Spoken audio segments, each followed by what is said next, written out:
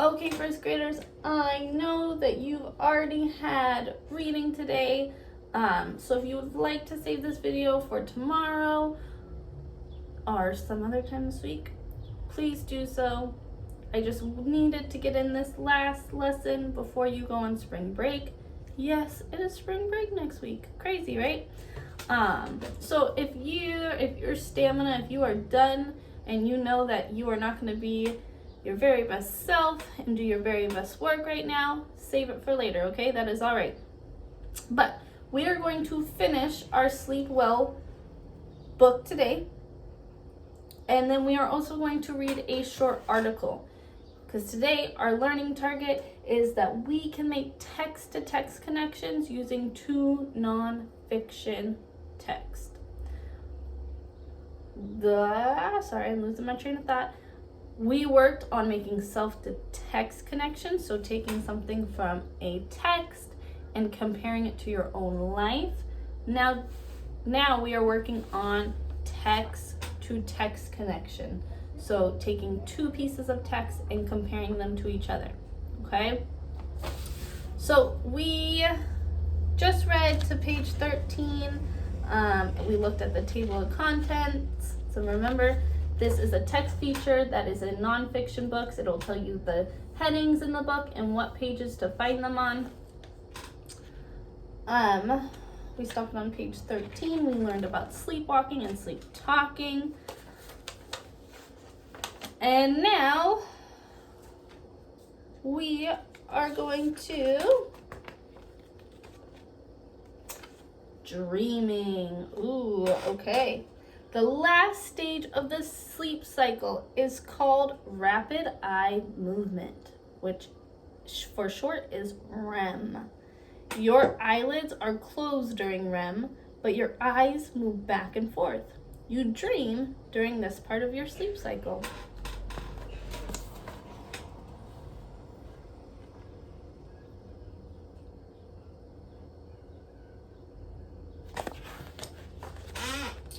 Nightmares. A nightmare is a bad dream. You may feel scared, angry, or sad when you have nightmares. You sometimes wake up during nightmares.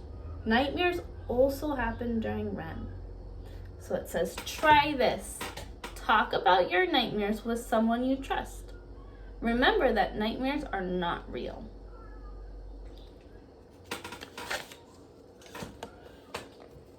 Okay, so first graders, we just read about nightmares and we just read about dreaming. I want you to take 20 seconds to think of one thing you learned so far. So about dreaming and nightmares. What is one thing you learned from our nonfiction text?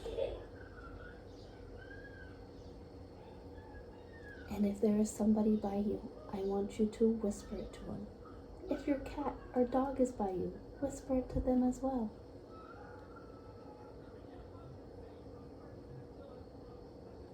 I'm gonna whisper it to my fish. I learned that when you are dreaming, you are in the REM stage. So Miss Taylor learned that when you are having dreams, you are in the REM, do they call it stage or cycle? I'm gonna go back and look. Cycle, so in the sleep cycle, when you are dreaming, you are in the REM cycle. All right, let's keep going. When you cannot sleep, you sometimes may have trouble falling asleep. You may be nervous about a test at school. You cannot relax or fall asleep. Some people have insomnia. So then it says down here, it gives us the word insomnia, and it's a tricky word. Insomnia, not being able to fall asleep or stay asleep. So where were we? You cannot relax or fall asleep. Some people have insomnia. They do not get the sleep they need. Doctors usually can help people with insomnia.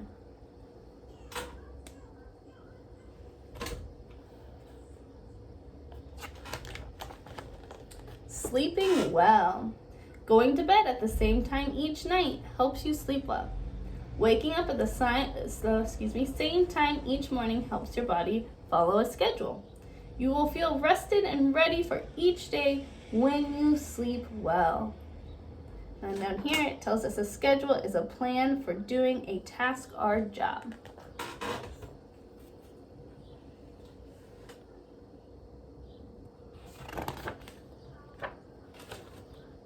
Okay, and then we have words to know, which remember is a glossary. So if there are some words inside the text that you don't know, they may be listed in the glossary and they may give you a definition. Okay, so first graders. The author stated that some people can't fall asleep because of insomnia or they're not relaxed, like they might have a test at school that they're worried about. So what do you do when you can't fall asleep? What helps you fall asleep?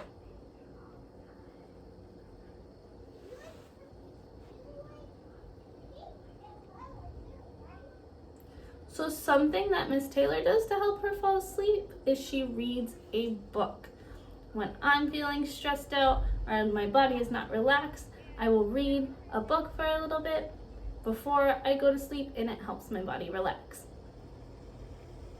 Okay, so first graders, now what I'm going to do is I am going to read an article, so a second piece of nonfiction writing about sleeping called How to Catch Your Z's. This article is it's called Kids Information. And so this is an article or another piece of nonfiction writing that is going to tell us more information about sleeping. So while Ms. Taylor is reading, I want you to think about new information that you're learning from this article, and then also think about the similarities, the same information that it gives that we also learned in the Sleep Well book, and different information, okay? Because we're making text-to-text connections from these two nonfiction texts. So, how to catch your Z's. The average kid has a busy day. There's school, taking care of your pets, running around with friends, going to sports practice or other activities, and doing your homework. Phew! It's tiring just to write it all down. By the end of the day, your body needs a break. Sleep allows your body to rest for the next day. Everything that's alive needs sleep to survive. Even your dog or cat curls up for naps. Animals sleep for the same reason you do, to give the body a tiny vacation. For most kids, sleeping comes pretty naturally. Here are some tips to help you catch all the Z's you need. Try to go to bed at the same time every night. This helps your body get into a routine. Follow a bedtime routine that is calming, such as a warm bath or reading. Limit foods and drinks that contain caffeine. These include some sodas and other drinks like iced tea. Don't have a TV in your room. Research shows that kids who have one in their room sleep less. If you have a TV, turn it off when it's time to sleep. Don't watch scary TV shows or movies close to bedtime, because these can sometimes make it hard to fall asleep. Don't exercise just before going to bed. Do exercise early in the day. It helps a person sleep better. Use your bed just for sleeping, not for doing homework, reading, playing games, or talking on the phone. That way, you'll train your body to associate your bed with sleep. If you have a hard time falling asleep for more than 1 or 2 nights, or have worries that are keeping you from sleeping, tell an adult you trust.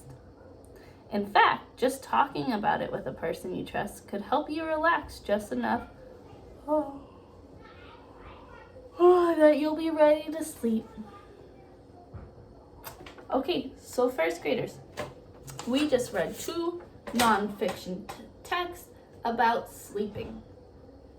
I want you to think, what is something that was the same? What information was the same from both these texts?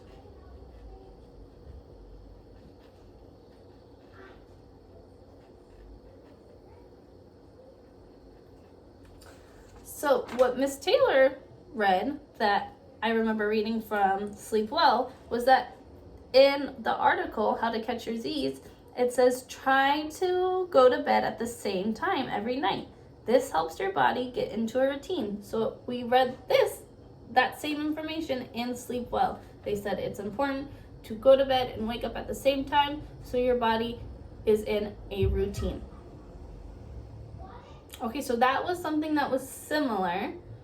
Now, what was different from these two nonfiction texts? What was information that might have been in this one but wasn't in this one, or it was in this one but wasn't in this one?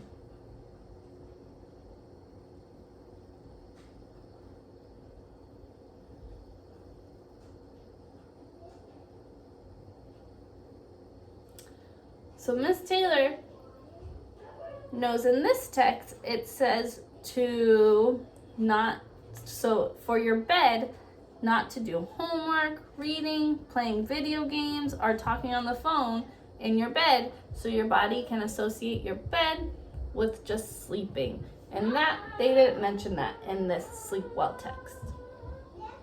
So first graders, why might you think it is important to read more than one book or article about a topic? Why would that be helpful? Did we learn different information from each text? We did. And now that we read this book and this article, we know a lot more information about sleeping. So it's important that you read more than one text, nonfiction text about a topic, because you might learn different things from each text. So now, first graders, your job is to get your reading journal and a pen and a pencil, and we are going to write down and record a text-to-text connection we made. Okay, first graders, so now in your reading journal, you're going to open it up. Let's check our sentence stems to help us write. So we are making connections right now. We're not doing a self-to-text connection anymore. We are doing a text-to-text. So we're going to say a connection I made between, make sure you fix, Miss Taylor spelled mad instead of made, so we got to add an E at the end of it. So a connection I made between title of text 1 and title of text 2 was, so we're going to put Sleep Well and catching, what was the title called? How to Catch Your Z's as the second title. We're going to flip to our next clean page. Look at all the work we've already done. Okay.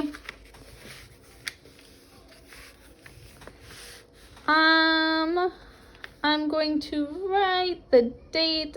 It's okay if you don't write the title today, because in your sentence, you're going to have both titles of the text. So today is 4-8-20. So April 8th, 2020. And we're going to start with a capital letter. So we're going to say A, finger space, connection, I made.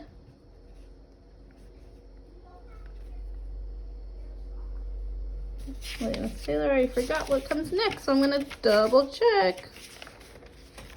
A connection I made between, that's the next word. A connection I made between. And then we're going to put the first book title, which was Sleep Well. Make sure we capitalize it because it's a title of a book. So a connection I made between Sleep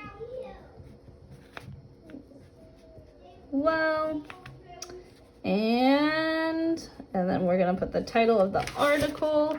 Make sure we capitalize that too. How to catch your Z's was, I'm going to say a connection I made between sleep well and how to catch your Z's was they both said to go to sleep at the same time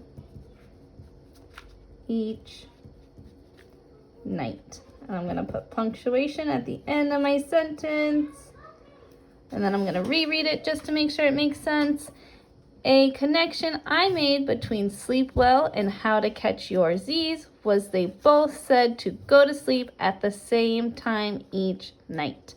Okay, first graders, write your self-to-text connection and upload it to your class dojo. I can't wait to read them. Alrighty, bye.